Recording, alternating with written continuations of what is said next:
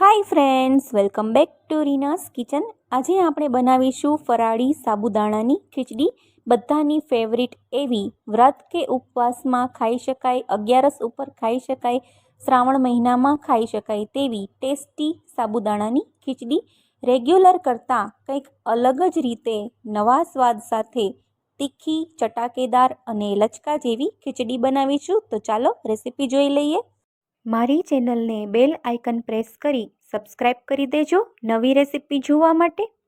સાબુદાણાની ખીચડી બનાવવા માટે મેં અહીંયા અડધો કપ સાબુદાણા લીધા છે. તમે ઘરમાં રહેલી કોઈ પણ એક વાટકીનું માપ સેટ કરી શકો. તો સાબુદાણાને આપણે પાણીથી ધોઈ લેશું. સાબુદાણાને પાણીથી 2 થી 3 વખત ધોઈ લેવા જરૂરી છે, જેથી સાબુદાણામાં રહેલો સ્ટાર્ચ નીકળી જાય. જો સાબુદાણા સરખી રીતે ધોવામાં ન આવે તો આ ખીચડી ચીકણી બની જતી હોય છે. તો જ્યાં સુધી પાણી ક્લિયર ન આવે ત્યાં સુધી સાબુદાણાને આપણે હળવા હાથે ધોઈ લેવાના અને સાબુદાણામાં રહેલું વધારાનું પાણી કાઢી લેવાનું. અને હવે આપણે સાબુદાણા પલાળવા માટે મેં અહીંયા 1/4 કપ પાણી લીધું છે, તો એમાંથી અડધું જ પાણી ઉમેરું છું. આ રીતે, અને કપના માપથી જુઓ તો 1/4 કપ થાય, તમે જોઈ શકો છો. અને હવે ચમચીના માપથી જોઈએ તો 2 ચમચી જેટલું પાણી થાય. તો તમે 2 થી 3 ચમચી જેટલું પાણી ઉમેરી અને સાબુદાણાને પલાળી દેજો. આંગળીના ટેરવા સુધીનું જ લેવલ હોવું જોઈએ. તો સાબુદાણાને 5 થી 6 કલાક પલાળી દીધા હતા. તો 5 થી 6 કલાક પછી તમે જુઓ છો તો એકદમ સરસ મોતીના દાણા જેવા છૂટા છૂટા સાબુદાણા બનીને તૈયાર થયા છે. આ રીતે. તો પાણી પલાળતી વખતે પાણી ઉમેરવાનું ખાસ ધ્યાન રાખશો. સાબુદાણા ડૂબે એના ઉપર એક જરાક અમથું પતલું લેવલ જ હોવું જોઈએ. તો મેં અહીંયા હવે 3 બટેટા લીધા છે. બટાકાની છાલ કાઢી લેવાની અને બટાટાને આપણે એકદમ સારી રીતે પાતળા પાતળા કટ્સ કરવાના.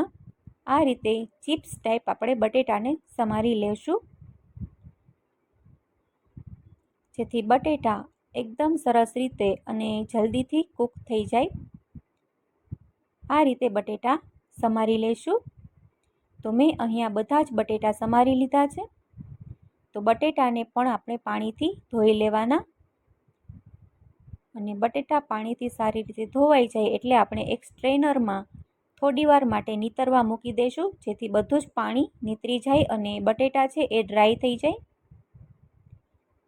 તો હવે આપણે ખીચડી બનાવવાની શરૂઆત કરીએ. તો મેં અહીંયા 3 થી 4 ચમચી તેલ, 1 ચમચી આખું જીરું, થોડા મીઠા લીમડાના પાન, સમારેલા આદું અને મરચાં લીધા છે. તો તેલમાં એને પણ એડ કરી દઈએ અને 1 મિનિટ માટે સોતે કરી લઈએ.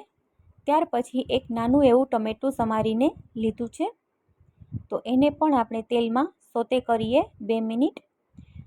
અને ત્યાર પછી આપણે સમારેલા બટેટા છે એ ઉમેરી દેવાના અને બધી જ વસ્તુને સારી રીતે મિક્સ કરી લઈશું. હવે અહીંયા 1 ચમચી મીઠું અને અડધી ચમચી હળદર ઉમેરી દીધી છે અને સરસ મિક્સ કરી લઈએ.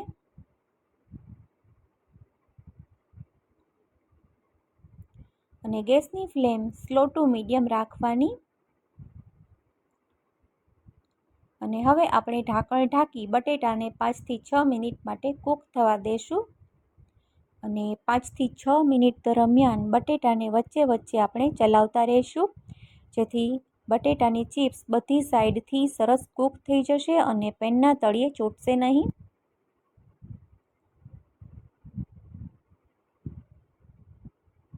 તો ફરી આપણે ચેક કરી લઈએ.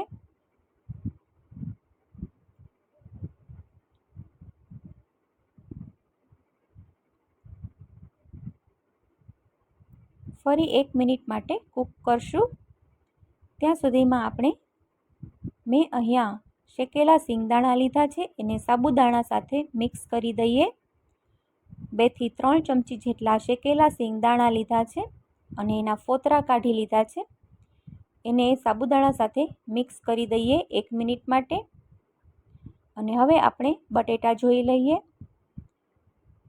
તો આંગળીની મદદથી ચેક કરીએ તો બટેટા એકદમ સરસ કૂક થઈ ગયા છે અને ચડી ગયા છે. તો હવે આપણે સાબુદાણા ઉમેરી દેવાના અને પેનમાં સાબુદાણાને ફરતી સાઈડ આ રીતે લેયર કરીએ એવી રીતે લેયર કરતા જઈ અને ફેરવતું જવાનું. ત્યાર પછી 1 ચમચી ખાંડ ઉમેરેલી છે અને થોડું મીઠું ઉમેરેલું છે. સાબુદાણાના ભાગનું મીઠું બાકી હતું એ ઉમેર્યું અને 1 ચમચી જેટલું કાશ્મીરી લાલ મરચું પાવડર ઉમેરેલું છે. અને આ રીતે સહેજ વચ્ચે વચ્ચે ચલાવી અને ઢાંકણ બંધ કરી 5 મિનિટ માટે કૂક કરશું. અને 5 મિનિટ પછી આપણે બધી જ વસ્તુને એકદમ સરસ મિક્સ કરશું.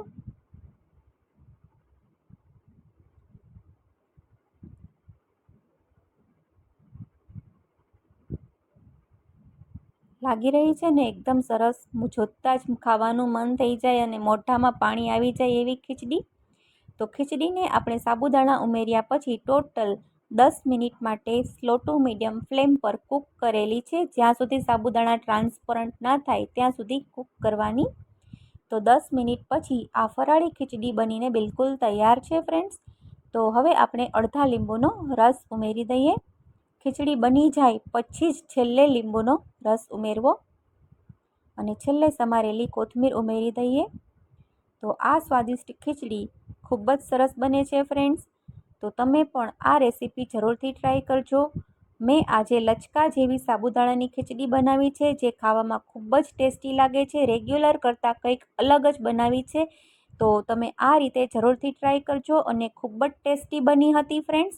તો તમને મારી આજની આ રેસીપી સારી લાગી હોય તો મારી યુટ્યુબ ચેનલ રીનાસ કિચનને બેલ આઇકન પ્રેસ કરી અને સબસ્ક્રાઈબ કરી દેજો નવી રેસીપી જોવા માટે, સરળ અને હેલ્ધી રેસીપી જોવા માટે. તો હવે આપણે તળેલા દાણા ઉમેરી અને ગાર્નિશ કરી લેશું અને છેલ્લે સમારેલી કોથમીર ઉમેરી દઈએ. Thank you for watching.